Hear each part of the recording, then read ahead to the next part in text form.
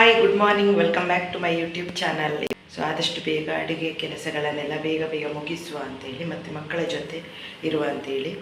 ಇಲ್ಲದ್ರೆ ಅವರು ಯಾವತ್ತು ಸ್ಕೂಲಲ್ಲಿ ಇರ್ತಾರೆ, ಅವ್ರ ಜೊತೆ ಟೈಮ್ ಸ್ಪೆಂಡ್ ಮಾಡಲಿಕ್ಕೆಲ್ಲ ಆಗೋದಿಲ್ಲ. ಆದ ಕಾರಣ ಬೇಗ ಬೇಗ ಅಡುಗೆ ಕೆಲಸ, ಮನೆ ಕೆಲಸ ಎಲ್ಲ ಬೇಗ ಬೇಗ ಮುಗಿಸ್ತೇನೆ ಅಂತೇಳಿ. 7:30 ಗಂಟೆ ಆಗಿದೆ. ಈಗ ನಾನು ಫಸ್ಟಿಗೆ ಒಂದು ಅಡುಗೆ ಇದು ಸಾರು ಮಾಡ್ತೇನೆ. ಅದು ಬಟಾಣಿ ಕಾಳು ಮತ್ತು ಹಲಸಿನ ಬೀಜ ಹಾಕಿ ಒಂದು ಗಸಿ ಥರ ಮಾಡ್ತೇನೆ. ನೋಡಿ, ಹಲಸಿನ ಬೀಜ ಆಮೇಲೆ ಬಟಾಣಿ ಕಾಳು ಇವೆರಡನ್ನೀಗ ಕುಕ್ಕರಿಗೆ ಹಾಕಿ ಬೇಯಿಸ್ತೇನೆ. ಇದನ್ನು ಬಿಡಿಸಿಕೊಳ್ಳೋದು ಹೇಗೆಂದರೆ, ಇದನ್ನು ಗುದ್ದಬೇಕು. ಗುದ್ದಿದಾಗ ಇದರ ಸಿಪ್ಪೆ ಎಲ್ಲ ಬಿಟ್ಕೊಳ್ತದೆ. ತೋರಿಸ್ತೇನೆ ಅದು ಯಾವ ರೀತಿ ಇರ್ತದೆ ಅಂತೇಳಿ.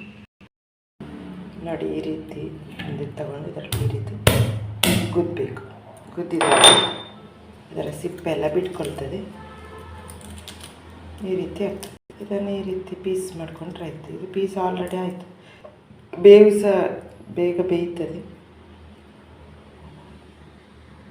ಹಲಸಿನ ಬೀಜ ಸಿಪ್ಪೆ ಬಿಡಿಸಿ ಒಂದು ಸೈಡಿಗೆ ಇಟ್ಕೊಂಡಿದ್ದೇನೆ. ಈಗ ಫಸ್ಟಿಗೆ ಬಟಾಣಿ ಕಾಳನ್ನು ಬೇಯಿಸ್ಕೊಳ್ತಾ ಇದ್ದೇನೆ. ಯಾಕಂದರೆ ಬಟಾಣಿ ಕಾಳು ಬೇಯಲಿಕ್ಕೆ ತುಂಬ ಹೊತ್ತು ಹಿಡಿತದೆ. ಇದಾದರೆ ಒಂದು ವಿಸಿಲಲ್ಲಿ ಬೆಂದೋಗ್ತದೆ ಹಲಸಿನ ಬೀಜ. ಅದಕ್ಕೆ ನಾನು ಫಸ್ಟಿಗೆ ಬಟಾಣಿ ಕಾಳನ್ನು 1-2 ವಿಸಿಲ್ ಹಾಕಿ ಕುಗ್ಗಿಸಿ ಬೇಯಿಸಿ ಆಮೇಲೆ ಇದನ್ನು ಹಲಸಿನ ಬೀಜವನ್ನು ಆ್ಯಡ್ ಮಾಡುವ ಅಂತ. ಇಲ್ಲದ್ರೆ ತಿನ್ನಲಿಕ್ಕೆ ಸಿಗಲಿಕ್ಕಿಲ್ಲ. ಹಲಸಿನ ಬೀಜ ಪಾಯಸದ ರೀತಿ ಕರಗಿ ಹೋಗ್ಬೋದು.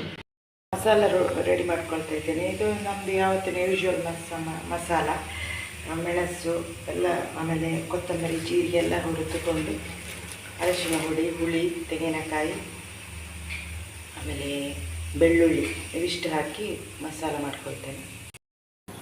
ಮಸಾಲ ನೋಡಿ, ಹುಳಿ, ಕೊತ್ತಂಬರಿ, ಜೀರಿಗೆ, ಸ್ವಲ್ಪ ಮೆಣಸಿನ ಹುಡಿ, ಅರಿಶಿನ ಹುಡಿ, ಒಣಮೆಣಸು, ಬೆಳ್ಳುಳ್ಳಿ ಇದಿಷ್ಟನ್ನು ನಾನು ಮಿಕ್ಸಿಯಲ್ಲಿ ಹಾಕಿ ಗ್ರೈಂಡ್ ಮಾಡ್ಕೊಳ್ತೇನೆ. ಮಸಾಲವನ್ನು ಇಲ್ಲಿ ಹಾಕ್ಕೊಳ್ತಾ ಇದ್ದೇನೆ. ಪದಾರ್ಥ ರೆಡಿ. ಒಗ್ಗರಣೆ ಎಲ್ಲ ಕೊಟ್ಟೆ. ಆಮೇಲೆ ಇಲ್ಲಿ ಮಗಳಿಗೆ ಫ್ರೆಂಚ್ ಫ್ರೈ ಬೇಕು ಅಂತೇಳಿ, ಆಲೂಗಡ್ಡೆ ಫ್ರೈ ಬೇಕು ಅಂತೇಳಿ ಮಾಡ್ತಾ ಇದ್ದೇನೆ.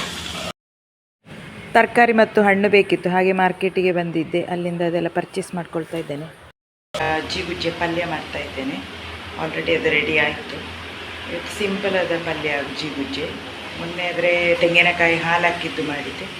ಇವತ್ತು ಸಾಧಾರಣ ಒಗ್ಗರಣೆ, ಎಣ್ಣೆ ಹಾಕಿ ಸಾಸಿವೆ, ಬೆಳ್ಳುಳ್ಳಿ, ಹಸಿಮೆಣಸು, ನೀರುಳ್ಳಿ, ಒಗ್ಗರಣೆ ಸೊಪ್ಪೆಲ್ಲ ಹಾಕಿ ಜಿಗುಜ್ಜೆ ವಾಶ್ ಮಾಡಿ ಇಟ್ಕೊಂಡದನ್ನು ಹಾಕಿ ಮೆಣಸಿನ ಹುಡಿ, ಅರಿಶಿನ ಹುಡಿ ಹಾಕಿ ಬೇಯಿಸ್ಕೊಂಡಿದ್ದೇನೆ. ಅದು ಹೇಗಿದೆ ತೋರಿಸ್ತೇನೆ. ನೋಡಿ, ಹೀಗಿದೆ. ಇದಕ್ಕೆ ತೆಂಗಿನಕಾಯಿ ಉದುರಿಸಿದರೆ ಜಿಗುಜ್ಜೆ ಪಲ್ಯ ರೆಡಿ.